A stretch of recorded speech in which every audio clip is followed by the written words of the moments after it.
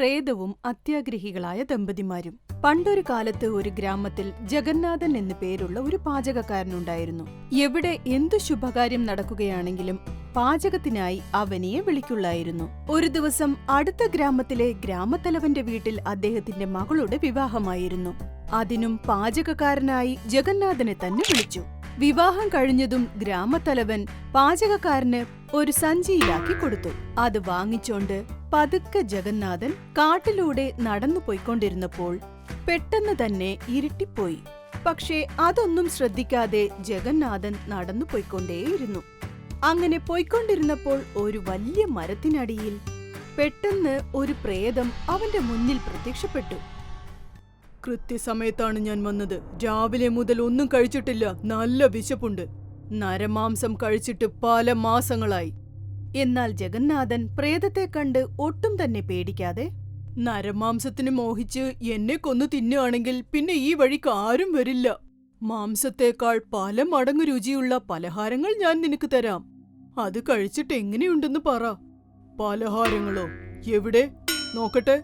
ജഗന്നാഥൻ തന്റെ സഞ്ചി തുറന്ന്, ലഡു, ഇത് നെയ്യപ്പം, ഇത് ബോളി, ഇത് ഉണ്ണിയപ്പം, ഇത് ജിലേബി, കഴിച്ചു നോക്ക്.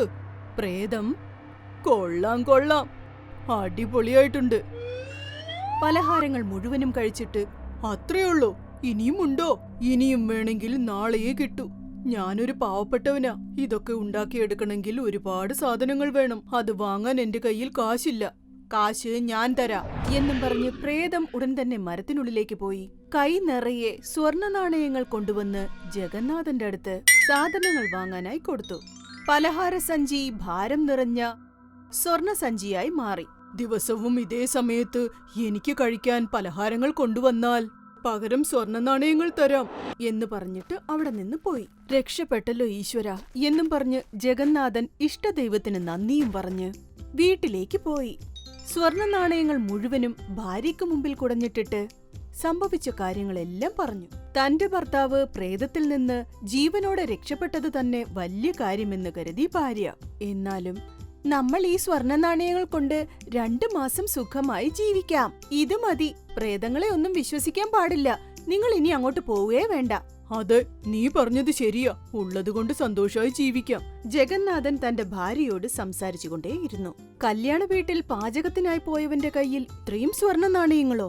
ഭാര്യയും ഭർത്താവും സംസാരിച്ചുകൊണ്ടിരുന്നത് അടുത്ത വീട്ടിലെ സ്ത്രീ ജനലിലൂടെ നോക്കുന്നുണ്ടായിരുന്നു.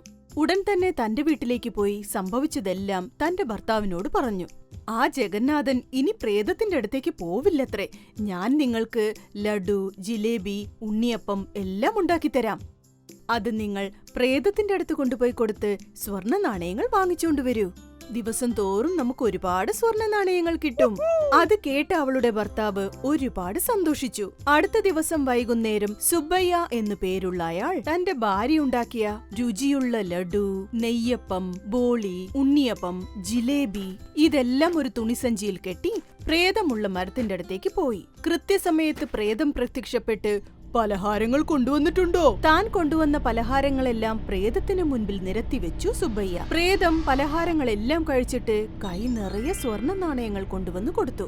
ദിവസവും പലഹാരങ്ങൾ കൊണ്ടുവന്നാൽ ഞാൻ സ്വർണ്ണ നാണയങ്ങൾ തരാം.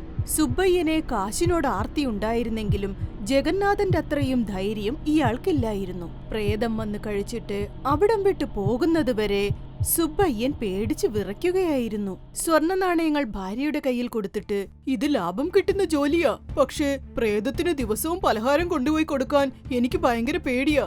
സുബ്ബയ്യന്റെ ഭാര്യ കുറച്ചുനേരം ആലോചിച്ചിട്ട് പറഞ്ഞു, ആ പ്രേതം മരത്തിനകത്തുനിന്നല്ലേ സ്വർണ്ണ നാണയങ്ങൾ എടുത്തോണ്ട് വരുന്നത്? പകൽ സമയത്ത് പോയി മരത്തിനകത്തുള്ള സ്വർണ്ണ നാണയങ്ങൾ മുഴുവൻ എടുത്താൽ പിന്നെ പ്രേതത്തെ ആശ്രയിക്കേണ്ട ആവശ്യമില്ലല്ലോ. ഭാര്യയുടെ ഉപായം സുബ്ബയ്യന് സന്തോഷം നൽകി. നേരം പുലർന്നതും സുബ്ബയ്യൻ ഒരു കോടാലിയുമായി മരത്തിനടുത്തേക്ക് നടന്നു. ആ മരം വെട്ടി താഴെയിട്ടു.